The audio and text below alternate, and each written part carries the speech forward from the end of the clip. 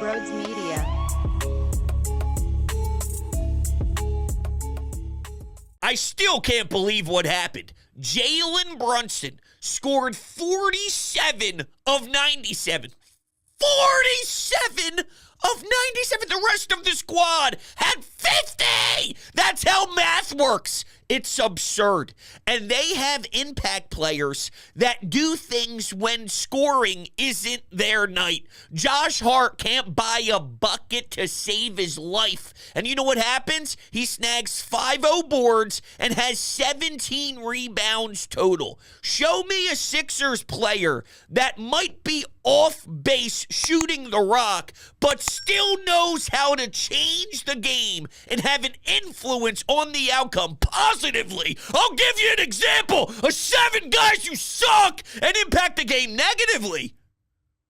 But show me an example of a teammate helping Joel Embiid. I heard the narrative all day long. Joel can't score in the fourth quarter. Joel can't rebound in the fourth quarter. Joel Embiid isn't good, and you'll never win with Joel Embiid. It's time to look at Joel Embiid. I'm not there. I'm not there. I'm not there. I'm going to tell you how I feel. Because Joel Embiid is averaging 35 points per game in the playoffs. Last year, he averaged 23. The year before, he averaged 23. The year before that, I think it was around 28, but don't quote me on it. My point is, if you're blaming a man who scores 35 points and I'll tell you what, for a big man, it's not what I love, but I'm not just going to throw away context. He's got one leg, one eye, and he's not the best rebounder in general. Then factor in the fact that he's dealing with what he's dealing with physically. And if you can't deal with 35 and 9, and that's where you're putting the blame, I think that's stupid. That's my personal opinion. Because while I would love to have more in the fourth from Joel, you crumble to a nothing when he goes to the bench.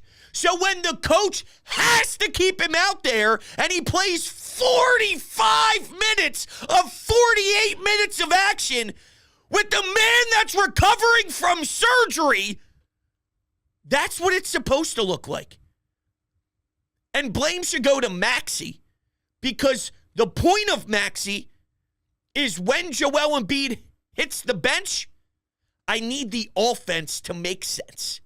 Their offense is disgusting and non-existent. It's a zero. It's a nothing. Their offense is nothing when Embiid goes to the bench. Maxey's supposed to be the 2 guy. Maxey isn't ready yet to be the 2 guy.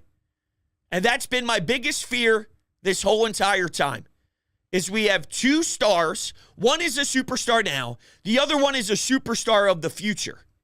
Their timelines don't match up. And that's what sucks. And if you say, well, Joel Embiid's always injured, so you can't use that as an excuse, Joel Embiid is not why you're down in this series. If you watch the 4 games and you see that they're down 3-1, and your takeaway is Joel Embiid's holding this team back, I think you're clueless. That's my honest opinion. I think you're clueless.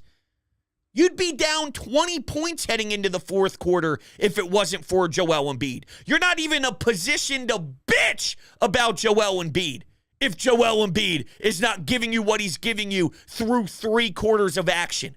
You could win with this broken down version of injured Embiid if you just had competence around him. The same people that hate Joel and claim his time is over here would probably sign up for Jalen Brunson in a heartbeat because they consider him a dog for what he did in Game 4. And he sure was. He sucked in Game 1. He sucked in Game 2. And he won because Josh Hart drains 4 threes. They won because, well, the referees got not involved. I was going to say involved at the end of Game 2. They didn't get involved. That was the problem. But he wasn't good. So why are the Knicks winning games when their top-tier guy stinks and can't shoot the ball to save his life when he can't shoot and when he can't score and his field goal percentage is super inefficient? Why do the Knicks win? Because they have competent play. OG, Precious. Precious plays 20 minutes. He's plus 11 and has 4 blocks. Buddy Hield is getting a DNP coach's decision. That's the difference. Tobias Harris gives you 7 points, 8 points. He's making a fortune, which then limits your roster. And that's where we have a problem. That's the real problem. That's not making excuses for Embiid. Can he be better during certain possessions? Absolutely. But is it his fault that he has to do literally everything? I'm totally on board with holding a superstar of an NBA team accountable. I really am. But where we've gotten to with Joel Embiid, you're just reaching irrational levels. Where just because they're failing constantly, it's lazy to just point the finger at him. You really have to look at this. Kyle Lowry is 38 years old. This dude's playing 40 minutes a night because the roster stinks. That was never supposed to be the plan. But you have to lean that way because Maxi's not ready to be a dominant ball-heavy guy in the postseason. Because every inch matters, and you have to learn how to do it. And Kyle Lowry has done it. But in what world is the team that's rocking a 38-year-old Kyle Lowry for 40 minutes of run going to be an advantage to succeed? No excuse for the final 5 minutes to be 0 field goals. No excuse. That falls on Nick Nurse. For the team looking so unprepared, that falls on Nick. And shame on me for believing that Nick Nurse and his tactician ways would change this series. I saw really underwhelming stuff out of him.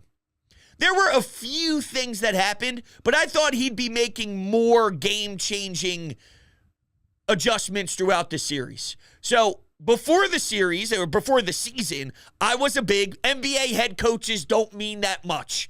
Then I bought into Nick Nurse, but now that I'm watching Nick Nurse in the playoffs, I go back to, I don't know how much they actually change things. Because if this is supposed to be one of the best to do it, and this is supposed to be one of the best in today's game, and this is supposed to be a significant upgrade from Doc Rivers, either your personnel is that shit, which, hey, I'm still open to having that conversation, or the head coach doesn't make as much of an impact as you would like.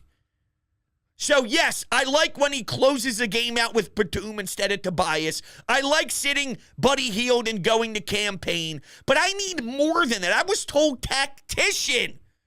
Hear me out. When you attack the glass, like Tom Thibodeau attacks the glass, sending 4 guys to the offensive rim, you do give up fast breaks. You do give up getting back in transition. Right? Because you're storming the court. Why can't we take advantage of that? Is there a way to? Or once again, does it go back to lack of talent? You're not athletic. So when Dante DiVincenzo and Josh Hart and Jalen Brunson and OG and Precious, when they're all attacking, you're just too slow to do anything? Well, at that point, it goes back to you need competent play. You need competent play. As much as this is a star-driven league, you do need pieces surrounding your stars. Jalen Brunson wouldn't have won game 1 or 2 without it. Embiid needs it.